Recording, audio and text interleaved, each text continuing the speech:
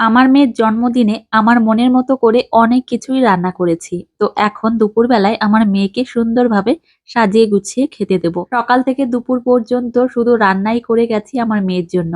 অনেক কিছুই রান্না করেছি। প্রত্যেকটা বছরই আমার নিজের হাতে করে আমার মেয়ের জন্য রান্না করে দিই। তবে হ্যাঁ, আদিশ্রীর একটা অভ্যাস আছে, ও কোনো কিছুই খেতে চায় না। তো এখানে এত খাবার রয়েছে, আমার মেয়ে কোনো কিছুই খায়নি, শুধুমাত্র একটা পাঁপড় তুলে নিয়েছে। তারপর কি আর করব, আদিশ্রীর বাপিকে বললাম তুমি খাবারগুলো খেয়ে নাও। তারপর ও খেয়ে নিয়েছে। আমার মেয়ের ৪ বছরের জন্মদিন পরপর ৩ বছর বেশ বড় করেই আমার মেয়ের জন্মদিন করেছি। কিন্তু এবছরটা একটু ছোট করে করেছি। ছোট বলতে তবুও ৩০ জন মতো হয়েই গেছে। আর রাতের খাওয়া-দাওয়ার মধ্যে ছিল ফ্রাইড রাইস, চিকেন কষা, সেই সঙ্গে মিষ্টান্ন আর ছিল আইসক্রিম। তো এই হচ্ছে রাতের খাওয়া-দাওয়া। তারপর এদিকে আমি একটু হালকাভাবে রেডি হয়ে চলে এসেছি। আমার মেয়ের এবছরের জন্মদিন একদমই সিম্পল ভাবে করেছি। তো এদিকে আমার শ্বশুরমশাই, শাশুড়িমা চলে এসেছে।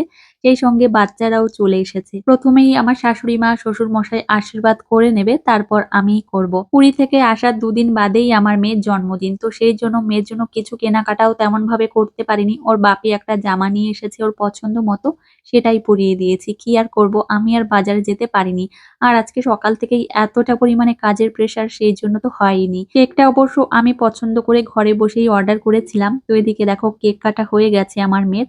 এখন ওর বাপি একটু খাইয়ে দিচ্ছে, কিন্তু আমার মেয়ে খেতেই চাইছে না।